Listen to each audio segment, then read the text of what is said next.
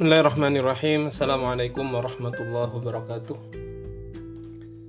Kita akan melanjutkan pembacaan buku Sirah An-Nabawiyah karangan Syekh Dr.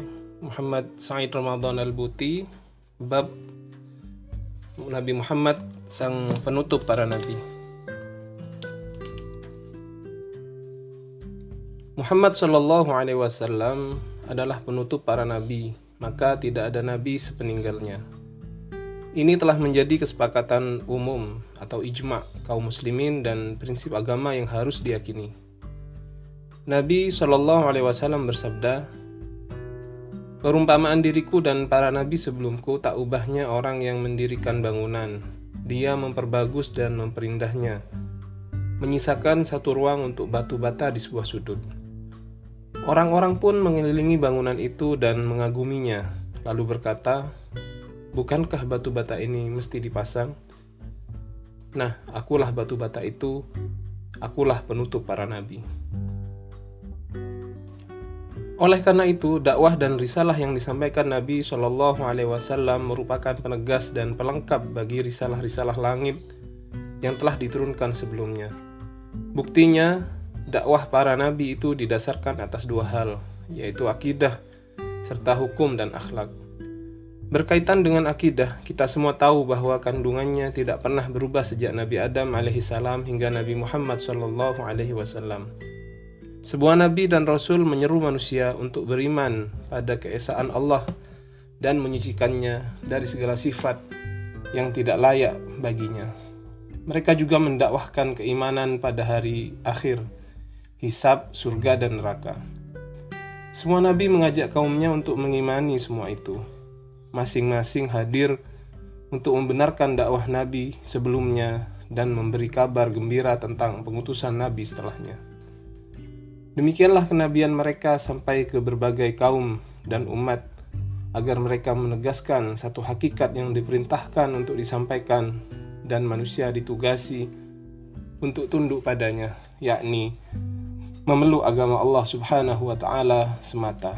Inilah yang dijelaskan Allah dalam firman-Nya, "Dia telah mensyariatkan kepadamu agama apa yang telah diwasiatkannya kepada Nuh, dan apa yang telah kami wahyukan kepadamu, dan apa yang telah kami wasiatkan kepada Ibrahim, Musa, dan Isa, yaitu tegakkanlah agama dan janganlah kamu berpecah belah tentangnya." Sungguh tidak bisa dibayangkan seandainya dakwah para nabi yang jujur itu berbeda-beda dalam perkara akidah. Sebab urusan akidah tergolong pemberitaan, sedangkan pemberitaan tentang sesuatu tidak mungkin berbeda-beda antara penyampai berita yang satu dan penyampai berita yang lain. Jika semua penyampai berita itu jujur, tidak masuk akal jika ada salah seorang nabi yang diutus untuk menyampaikan kepada manusia bahwa Allah adalah satu di antara yang tiga. Maha suci Allah dari perkataan mereka itu. Kemudian setelahnya diutus seorang nabi lain untuk menyampaikan kepada manusia bahwa Allah Maha Esa, tiada sekutu baginya. Padahal kedua nabi itu jujur dalam menyampaikan risalah dan berita dari Allah subhanahu wa ta'ala. Itu berkaitan dengan akidah. Sementara hal yang berkaitan dengan syariat, yakni bentuk hukum yang mengatur kehidupan individu dan masyarakat. Setiap nabi mengajarkan cara yang berbeda-beda, sebab syariat tergolong dalam penyusunan, bukan pemberitaan, sehingga ia tidak memiliki karakteristik seperti yang saya uraikan tadi. Berbeda dari akidah, lagi pula perkembangan zaman serta perbedaan antar umat dan antar kaum pasti memengaruhi perkembangan dan wujud syariat. Perbedaan itu pasti terjadi karena syariat dilandasi prinsip kesesuaian dengan tuntutan manusia dalam kehidupan dunia dan akhirat mereka. Inilah alasannya mengapa setiap nabi sebelum Nabi Muhammad SAW diutus khusus untuk umat tertentu, bukan untuk seluruh manusia. Oleh karena itu, hukum syariat masing-masing berlaku secara terbatas dalam bingkai yang sempit, sesuai dengan tuntutan keadaan umat yang bersangkutan. Sebagai contoh, Nabi Musa alaihissalam diutus kepada Bani Israel dengan menetapkan sesuai dengan kondisi Bani Israel kala itu. syariat yang sangat keras dan ketat. Nyaris tidak ada kelonggaran di dalamnya. Zaman pun berganti, dan kemudian Allah mengutus di tengah mereka Sayyidina Isa alaihissalam. Dia menyampaikan syariat yang lebih mudah dan lebih ringan dibanding syariat sebelumnya yang dibawa Nabi Musa alaihissalam. Mengenai hal ini, lihatlah firman Allah Subhanahu wa taala melalui lisan Isa alaihissalam ketika dia berkata kepada Bani Israel, "Dan aku datang kepadamu membenarkan Taurat yang datang sebelumku dan untuk menghalalkan bagimu sebagian yang telah diharamkan untukmu." Quran Surah Ali Imran ayat 50. Nabi Isa alaihissalam juga menerangkan kepada mereka bahwa berkaitan dengan urusan akidah, dia membenarkan dan menegaskan keterangan yang ada dalam Taurat. Dia menyampaikan kembali bahwa Tuhan yang harus disembah adalah Allah yang Maha Esa. Tidak ada sekutu baginya. Sementara berkaitan dengan syariat serta hukum halal dan haram, Isa alaihissalam ditugasi untuk melakukan beberapa perubahan dan memudahkan beberapa hal yang sulit, serta menghapuskan sejumlah keketatan hukum yang ada dalam syariat sebelumnya. Jadi, semua nabi dan rasul diutus kepada suatu kaum dengan membawa akidah dan syariat. Dalam urusan akidah, masing-masing nabi dan rasul menegaskan akidah yang diajarkan nabi sebelumnya tanpa perbedaan atau perubahan. Sementara dalam urusan syariat, setiap nabi dan rasul menghapus syariat sebelumnya kecuali beberapa perkara yang didukung syariat yang datang belakangan atau yang didiamkannya. Hal itu sesuai dengan kaidah yang menegaskan bahwa syariat sebelum kita adalah juga syariat kita selama tidak ada syariat baru yang menyelisihinya. Dengan demikian, jelaslah bahwa agama samawi itu hanya satu.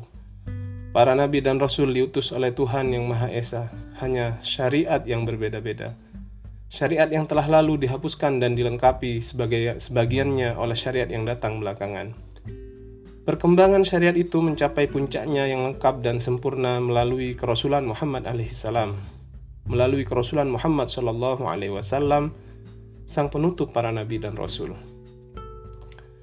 Hanya ada satu ad-dinil haq, agama sejati, dan seluruh nabi diutus untuk mendakwahkannya serta memerintahkan manusia untuk memeluknya sejak zaman Nabi Adam alaihissalam hingga Nabi Muhammad sallallahu alaihi wasallam. Agama sejati itu adalah Islam. Ibrahim, Ismail, dan Yakub diutus membawanya. Dan tidak ada yang benci kepada agama Ibrahim, melainkan orang yang memperbodoh dirinya sendiri. Dan sungguh kami telah memilihnya di dunia dan sungguh dia di akhirat benar-benar termasuk orang yang saleh. Ketika Tuhannya berfirman kepadanya, tunduk patuhlah. Ibrahim menjawab, aku tunduk patuh kepada Tuhan semesta alam, dan Ibrahim telah mewasiatkan ucapan itu kepada anak-anaknya. Begitupun Yakub. Ibrahim berkata, hai anak-anakku, sesungguhnya Allah telah memilih agama ini untukmu, maka janganlah kamu mati kecuali dalam meluk Islam. Quran Surah Al-Baqarah ayat 130 sampai 132. Nabi Musa alaihissalam pun diutus dengan risalah Islam kepada Bani Israel. Allah Subhanahu wa taala berfirman tentang para penyihir Fir'aun. Ahli-ahli sihir itu menjawab, sungguhnya kepada Tuhanlah kami kembali, dan kamu tidak menyalahkan kami, melainkan karena kami telah beriman pada ayat-ayat Tuhan kami ketika ayat-ayat itu datang kepada kami. Mereka berdoa, ya Tuhan kami, limpahkanlah kesabaran kepada kami dan wafatkanlah kami dalam keadaan berserah diri kepadamu. Quran Surah Al-A'raf ayat 125-126. Nabi Isa alaihissalam pun datang dengan membawa risalah agama yang sama. Allah Subhanahu wa taala berfirman, maka tatkala Isa mengetahui keingkaran mereka Bani Israel, berkatalah dia, siapakah yang akan menjadi penolongku untuk menegakkan agama Allah?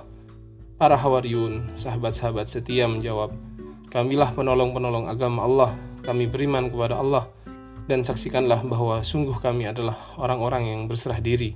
Quran Surah Ali Imran ayat 52. Mungkin ada yang bertanya, lalu mengapa ada orang yang bersikukuh mengklaim bahwa Nabi Musa alaihissalam membawa akidah khusus yang berbeda dari akidah tauhid yang disampaikan para nabi yang lain? Atau pertanyaan, mengapa pula ada orang yang mengimani bahwa Isa alaihissalam datang dengan akidah yang berbeda?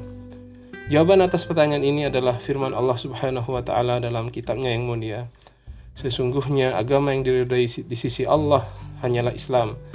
Tiada berselisih orang-orang yang telah diberi Alkitab, kecuali sesudah datang pengetahuan kepada mereka. Karena kedengkian yang ada di antara mereka, siapa saja yang kafir terhadap ayat-ayat Allah, maka sungguh Allah sangat cepat hisabnya. Quran Surah Ali Imran ayat 19.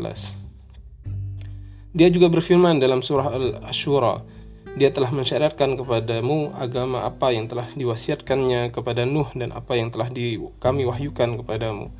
Dan mereka ahli kitab tidak berpecah belah, melainkan sesudah datangnya pengetahuan kepada mereka karena kedengkian antara mereka. Kalaulah tidak karena ketetapan yang telah ada dari Tuhanmu untuk menangguhkan azab sampai waktu yang ditentukan, pastilah mereka telah dibinasakan. Dan sesungguhnya orang yang diwariskan kepada mereka Alkitab, Taurat dan Injil sesudah mereka benar-benar berada dalam keraguan yang mengguncang tentang kitab itu. Quran Surah Asy-Syura ayat 14. Ringkasnya, semua nabi diutus membawa risalah Islam, satu-satunya agama yang diridhai Allah. Para ahli kitab pun mengetahui kesatuan agama dan mengetahui bahwa para nabi diutus untuk saling membenarkan agama yang dibawa satu sama lain, dan mereka tidak pernah terpecah belah ke dalam berbagai akidah yang berlainan. Hanya saja ahli kitab malah berbeda-beda, berpecah belah dan berselisih atas nama nabi-nabi mereka. Padahal para nabi tidak pernah mengajarkan itu, dan sesungguhnya mereka pun mengetahui hal itu. Perpecahan itu semata-mata diakibatkan kedengkian di antara mereka, sebagaimana diterangkan Allah Subhanahu wa taala dalam Al-Qur'an.